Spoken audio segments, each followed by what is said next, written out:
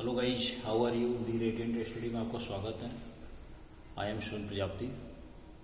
आज engineering drawing में हमारी डायमेंशनिंग की आज 5वीं क्लास है और अभी हमने पीछे चौथी क्लास में हमने जो है डायमेंशनिंग के टाइप्स को फिनिश किया था और हमने स्टार्ट किया था एलिमेंट्स ऑफ डायमेंशनिंग, मतलब बीमा की अव्यय।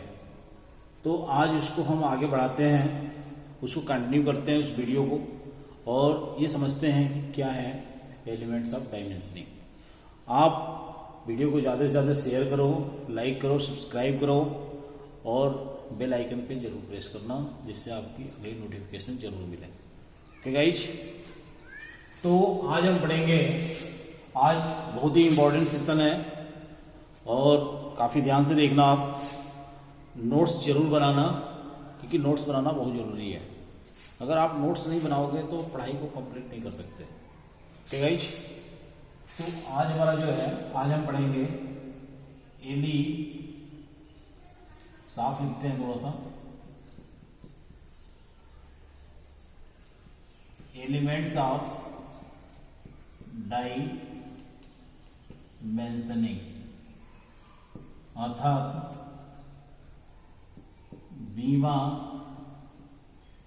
विमांकन के अवयव। ओके ओके गाइज, तो ये जो है 3 प्रकार के होते हैं। फर्स्ट होता है आपका, फर्स्ट है एक्सटेंशन लाइन, इसको प्रोजेक्शन लाइन भी बोलते हैं। क्या बोलते हैं? Projection line.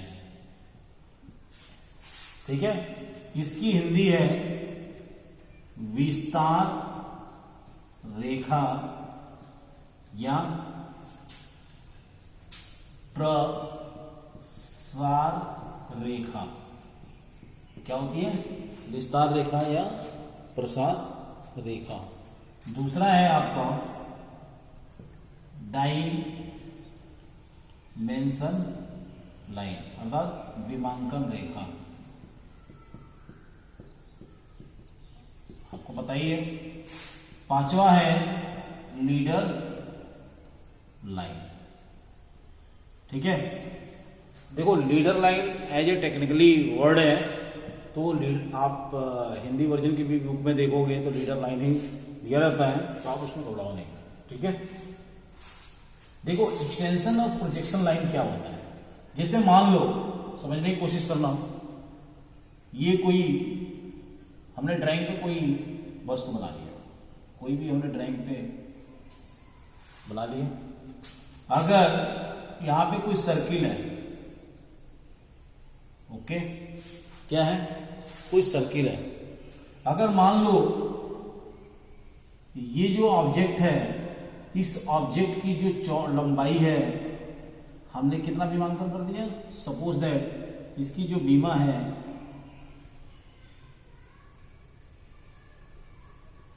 ये है आपका 200 mm। कितना है? 200 mm।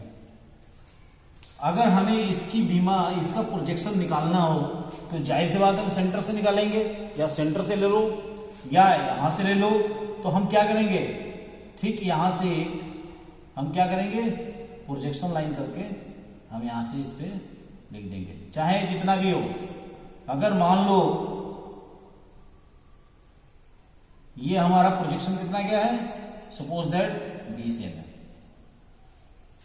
ठीक है, देखो डायमेंशन का प्रोजेक्शन से कटान होना कोई विरोध की बात नहीं है, लेकिन डायमेंशन लाइन की डायमेंशनिंग लाइन से कटाव होना या कटना गलत हो सकता है। ठीक है, मतलब एक दूसरे को, डायमेंशनिंग लाइन जो है एक दूसरे को काट नहीं सकती है। प्रोजेक्शन डायमेंशनिंग को कर सकती है, मतलब 100 नहीं, किसी कहीं पे मतलब 99% तो कर सकती है, लेकिन आपका डायमेंशन टू डायमेंशन लाइन 100% नहीं काट सकती है। ओके गाइस, तो क्या है हमारा, ये है एक्सटेंशन लाइन। अब बात आती है डायमेंशनिंग लाइन की। अगर हम लीडर लाइन की बात करें तो लीडर लाइन आपको पता ही है, अगर मान लो अगर ये 3 सेंटीमीटर का ब्रेथ हो तो आप यहां से सीधे क्या करते हो, यहां सीधे आप इसकी साइज लिख देते हो, लिखते हो ना। तो आपको लीडर लाइन तो क्लियरली पता है। अब बात आती है कि डायमेंशनिंग लाइन। जैसे मान लो हम एक बात करें, एग्जांपल दे दें, अगर मान लो ये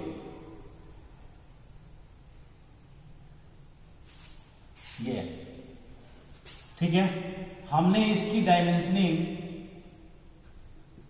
अगर हमने मान लिया ये, अच्छा एक चीज और भी है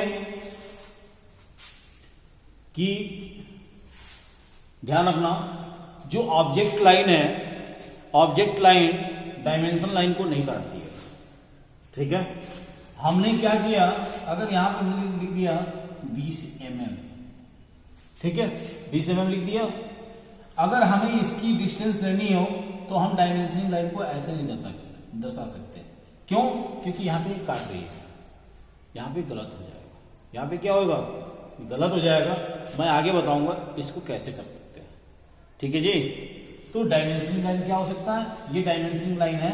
अगर इसको लिखना है तो हमें क्या करना पड़ेगा, इसके लिए हम आगे बताते हैं। बहुत हो सकता है तो इसको आप ऐसे दर्शा सकते हैं। ठीक है, इसके ऊपर नहीं, अगर हमें नहीं पता तो ऐसा कर सकते हो, लेकिन ये भी क्या है, टेक्निकली रॉन्ग है। ठीक है जी, चलो हम आगे चलते हैं, बताते हैं।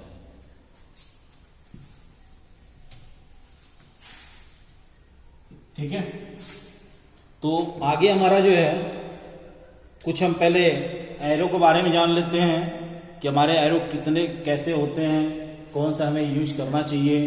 देखो ड्राइंग शीट पे जो है किसी एक एरो का ही डिसाइड होना चाहिए, ऐसा नहीं कि कई तरह का एरो हम डिसाइड कर लें और करते जाएं, चाहे ओपन हो क्लोज हो। ठीक है, तो किसी एक का ही होना चाहिए। तो हम एरो के बारे में जानते हैं।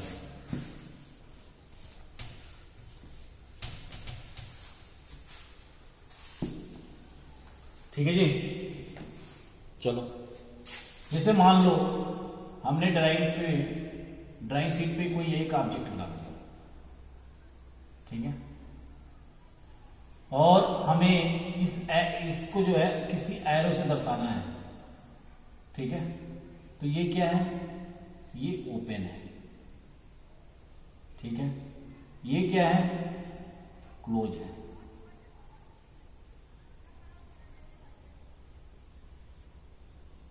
ये क्या है, क्लोज डार्कन है।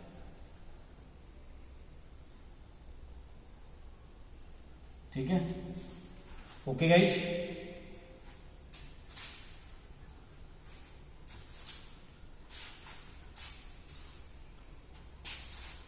ये भी क्या है, ओपन है।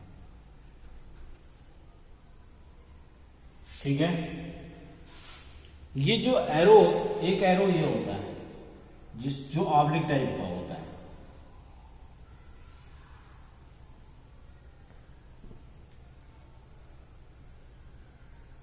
ये क्या है, ये लाइन सीधे रखना भाई, इसको सीधे रखना बिल्कुल। ये क्या है, ये ऑब्लिक टाइप का है। ठीक है, ये क्या है, ऑब्लिक टाइप का। अब ऑब्लिक का मतलब ये है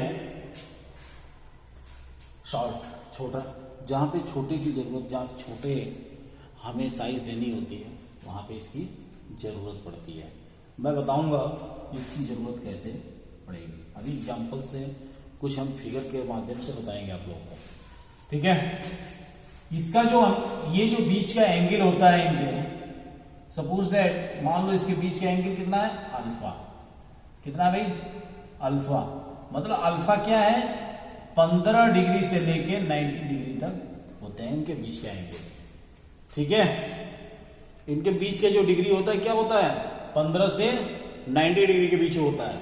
और जो एरो का अनुपात होता है वो होता है आपका 3 संबंधे 1 का। कितने का होता है?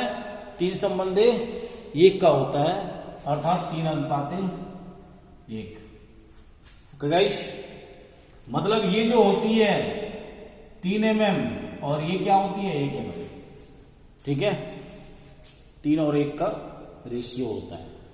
ठीक है, ये क्या है? फुली ओपन है। अगर आपको ड्राइंग पे अगर ड्राइंग बनानी है तो आप सिर्फ किसी एक का निर्धारण करना। ऐसा नहीं कि एक फिगर के लिए ये आपने एरो बना लिया, एक फिगर के लिए ये बना लिया, ऐसा नहीं। आप क्या है? आप अनट्रेंड हो, आप अनट्रेंड माने जाओगे। किसी एक एरो का निर्धारण करना।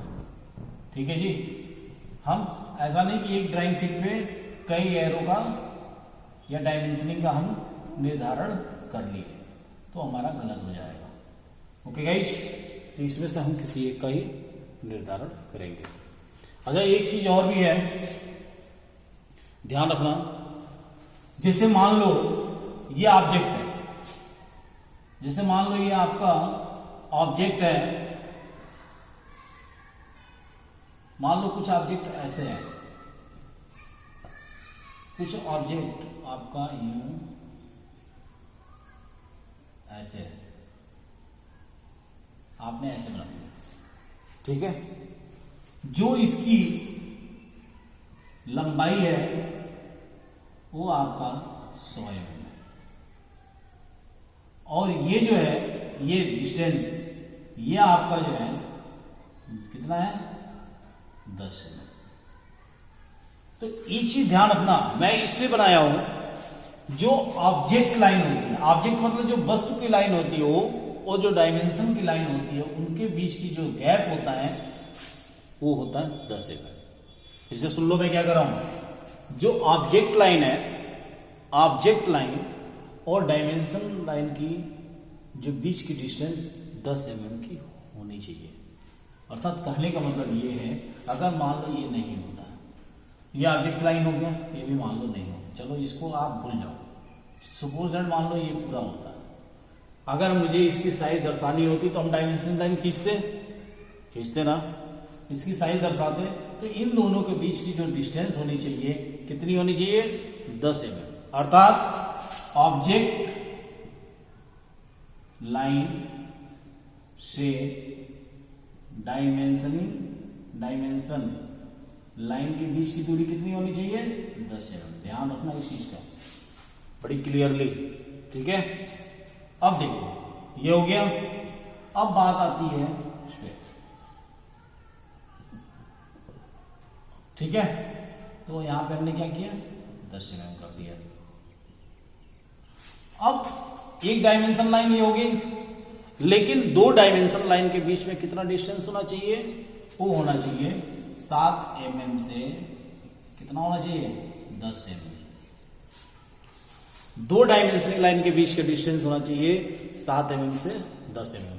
8 भी हो सकता है, 9 भी हो सकता है, 10 भी हो सकता है, 7 भी हो सकता है। समझ गए? कोई डाउट्स? नहीं। चलो आगे चलते हैं, इसे मिटाते हैं, आप इसे पूरा कर देना। इसको मैं एक बार और लिख देता हूं क्या है। चलो इसका निर्धारण कर लो। A B C D, ये क्या है? ऑब्जेक्ट है। ऑब्जेक्ट 1, ये मान लो ऑब्जेक्ट 2, आप मान लो A B C D E F। ठीक है जी, ठीक है। चलो तो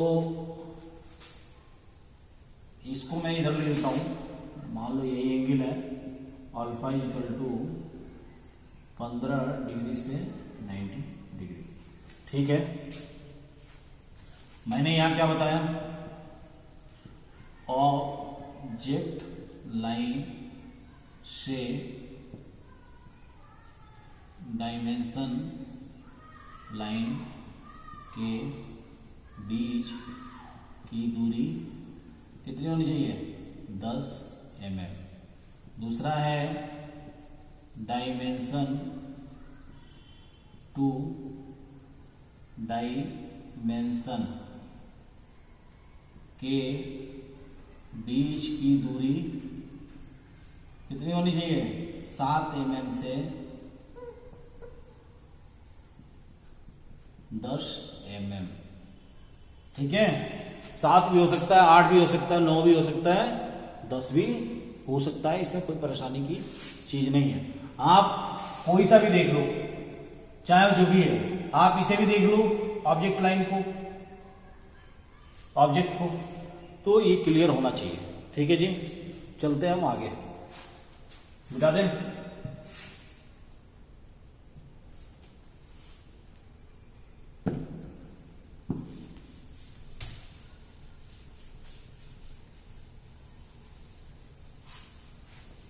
चलो, अब बात आती है सिस्टम ऑफ डायमेंशनिंग की। अब आगे न्यू टॉपिक है system of dimensioning.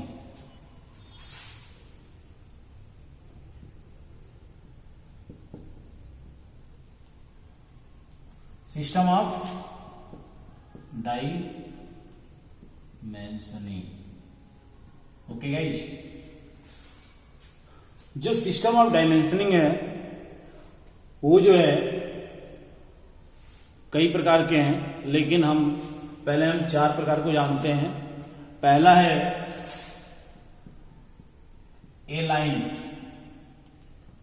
Aligned system. इसको कहते हैं हिंदी में संरेखीय पद्धति। Okay guys. दूसरा होता है यूनी डायरेक्शनल सिस्टम, अर्थात एक दिशीय पद्धति। क्या होता है? पद्धति। तीसरा होता है आपका पैरेलल डायमेंशन।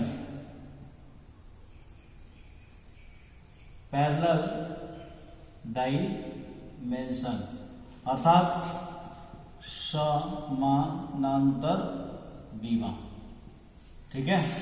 चौथा होता है चैन डायमेंशन। क्या होता है? चैन डायमेंशन। अर्थात चैन का मतलब होता है आपका जैसे सीरीज, मतलब श्रृंखला, एक तरह से कड़ी से कड़ी, अर्थात इसको हम क्या कहते हैं? सीरीज भी बोल सकते हैं, लेकिन सीरीज नहीं है। आपका जो इंजीनियरिंग ड्राइंग में है वो आपके चैन डायमेंशन का नाम से ही है। तो ये क्या है? श्रेणी बीमा। ओके गाइस, क्या है आपका? श्रेणी बीमा। तो हम इसके बारे में समझेंगे क्या है एलाइन सिस्टम, क्या होता है यूनी डायरेक्शनल सिस्टम, क्या होता है पैरेलल डायमेंशन, क्या होता है चैन डायमेंशन, क्या होता है। बहुत ही इंपॉर्टेंट चैप्टर है, बहुत ही इंपॉर्टेंट चैप्टर है, और इसे समझना बहुत अच्छी बात है, क्योंकि हमें ये पता चलेगा कि जो डायमेंशन लाइन है, जो डायमेंशनिंग लाइन है, वो हमें किस तरह की बनानी चाहिए, किस तरह की होनी चाहिए किसी ऑब्जेक्ट पे, तो हमें यहाँ पे क्लियरली पता चलेगा। ठीक है जी, ये बहुत इंपॉर्टेंट है, इसे समझेंगे हम। तो पहले हम आज समझते हैं एलाइन सिस्टम और यूनी डायरेक्शनल सिस्टम को।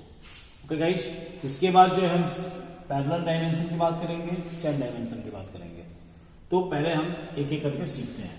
तो पहले हम इन दोनों को सीखते हैं। ठीक है, चलो देखो, वीडियो को ज्यादा से ज्यादा शेयर करना, लाइक करना, सब्सक्राइब जरूर कर लेना, और बेल आइकन पे भी प्रेस कर लेना, तभी आपको अगली नोटिफिकेशन मिलेगी, अन्यथा नहीं मिल पाएगी। ठीक है, आप परेशान हो जाओगे। नोट्स जरूर बनाना, बिना नोट्स के आप नहीं पढ़ पाओगे।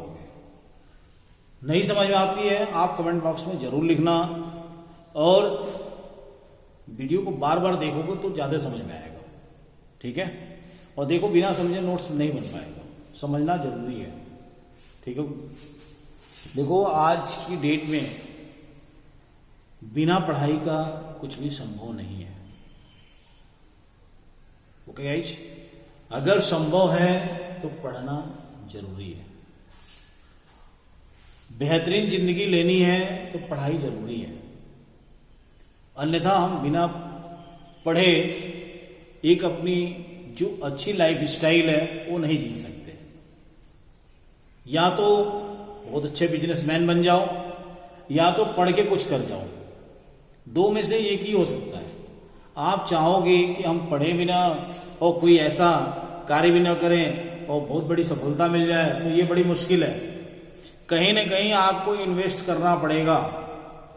आप खुल के जो करना है वो ढंग से करो। पढ़ना है तो ढंग का पढ़ो, नहीं पढ़ना है तो ढंग का काम कर लो, क्योंकि पढ़ना अति आवश्यक है। बिना पढ़े सफलता नहीं मिलेगी, क्योंकि आज की दौर में इतनी भीड़ है कि अनुमान नहीं लगा सकते। ये मत सोचो इसकी बीमा आ जाएगी, ये भी नहीं हो सकता। पढ़ना जरूरी है, ठीक है। चलो चलते हैं अलाइन सिस्टम पे और यूनिडायरेक्शनल सिस्टम पे। ओके गाइस, हम इनको दो भागों में बांटते हैं पहले, ठीक है, तभी समझ में आएगा। पहला हमने आपको बताया क्या, अलाइन्ड,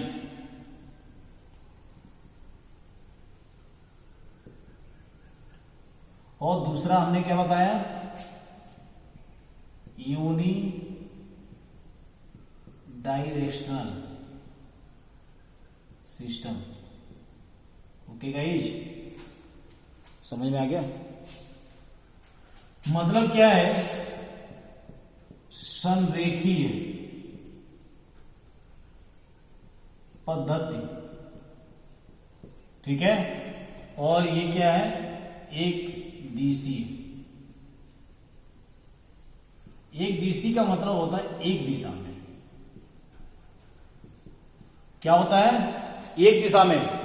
मतलब अगर हमें कोई भी चीज अगर डायमेंशनिंग लिखनी है तो उनकी सबकी डायमेंशनिंग क्या होनी चाहिए, एक दिशा में होनी चाहिए। ऐसा नहीं कि एक की दिशा अलग हो और दूसरे की दिशा अलग हो, ऐसा नहीं हो सकता। तो ये क्या होगा, फेल हो जाएगा, यूनिडायरेक्शनल फेल हो जाएगा। लेकिन आज की डेट में देखो, जो भी हम ड्राइंग बनाते हैं, जिस सारी चीजों को हम आर्किटेक्ट करते हैं, डिजाइन करते हैं, अगर जो भी उसका साइज देते हैं आप अलाइन सिस्टम के हिसाब से ही देते हैं। आज ये काफी प्रचलन में है। आप ज्यादातर देखो, जितनी भी ड्राइंग के अंदर जितनी भी साइजेज होती हैं अलाइन सिस्टम के द्वारा ही होती हैं, अलाइन सिस्टम के तहत ही दिया हुआ है।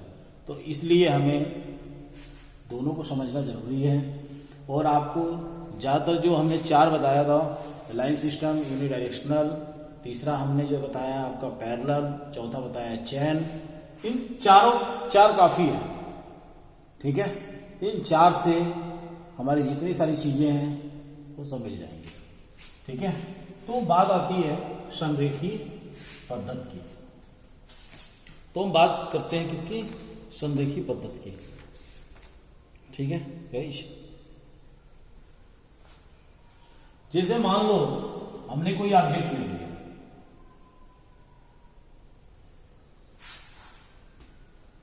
जैसे मान लो कोई ऑब्जेक्ट है, जैसे एक ही सेम ये ऑब्जेक्ट है,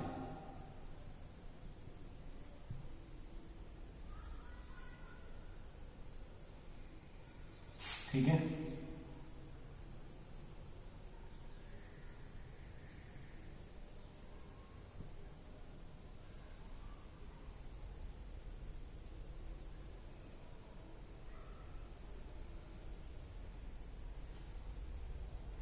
हमने ये ऑब्जेक्ट ले लिया, सेम ऑब्जेक्ट हमने उसके लिए ले लिया। एक्चुअली क्या है ना, व्हाइट बोर्ड पे रेखा थोड़ी सी टेढ़ी मेढ़ी हो जाती है, ठीक है। और सेम यही ऑब्जेक्ट ले लो,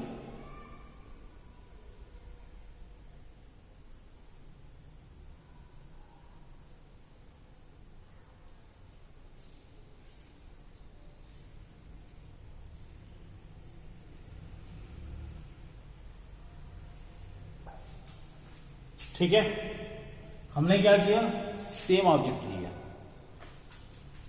सपोज दैट इसकी जो लंबाई है, ठीक है, वो कितना है, 200 है।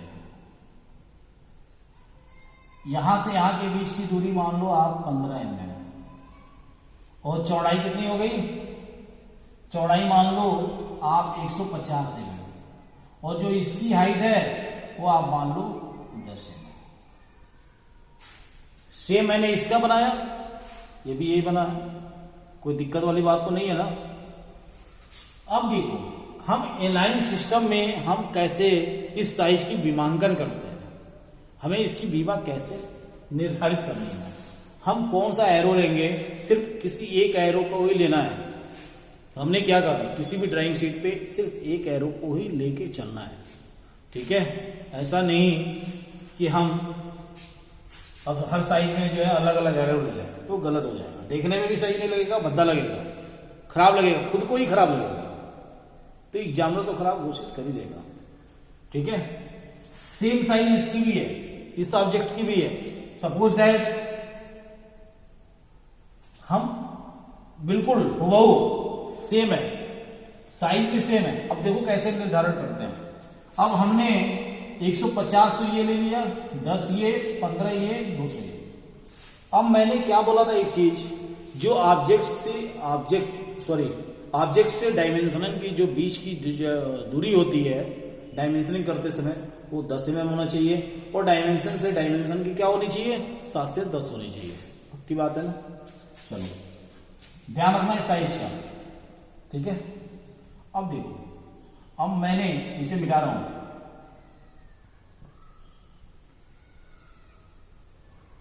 हमने इसके बीच की दूरी कितनी रखी थी, 15 रख दिया।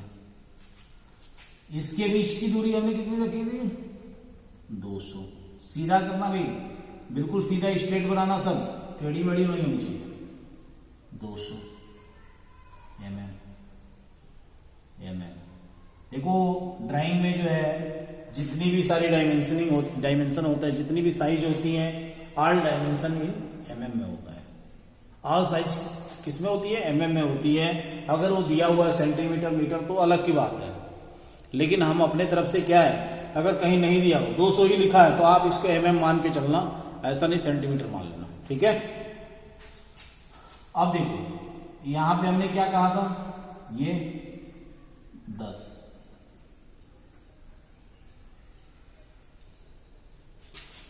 कितना है, 10। ये कितनी हाइट है, ये कितनी है, 150। कितनी है, 150।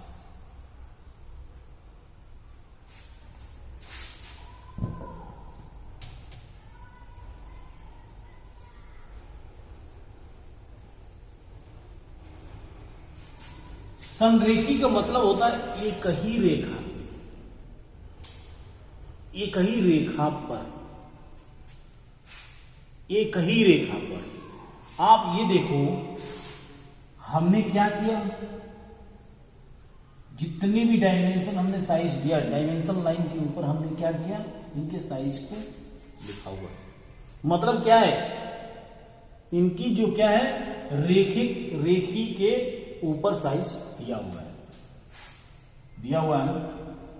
ये क्या है, एलाइन सिस्टम। आप जितनी भी ड्राइंग देखते हो, आप जितनी भी साइजेस देखते हो, सब ऐसे ही होती है नहीं होती है, होती है ना। तो ये ऐसे क्या है, हमारा जो एलाइन सिस्टम के द्वारा जो हम विमांकन करते हैं, हम किसी चीज की बीमा देते हैं, उसको हम ऐसे ही लिखते हैं, ठीक है। इनके बीच की दूरी कितनी होनी चाहिए, 10 mm, ऑब्जेक्ट लाइन और डायमेंशनिंग लाइन, इनके 7 से 10, इनके 10, समझ गए। अब बात आती है यूनिडायरेक्शन। यूनिडायरेक्शन में क्या है, सब एक दिशा में होनी चाहिए, अलग अलग दिशा में नहीं होनी चाहिए। तो इसका कैसे होगा, देखो यहां 15 mm, यही तो है, यहां पे 200 mm, ओके गाइस। अब यहां पे क्या है, यहां पे ऑलरेडी 10 mm, तो हमें एक ही दिशा में लिखना है ना। देखो इसके दिशा में आ रहा है ना, और बगल वाला भी क्या है 150 mm। ये पार्टीशन हमने किया था, चलो पार्टीशन को यहां कर लो 150 mm। चलिए ये क्या है, यूनि डायरेक्शनल सिस्टम।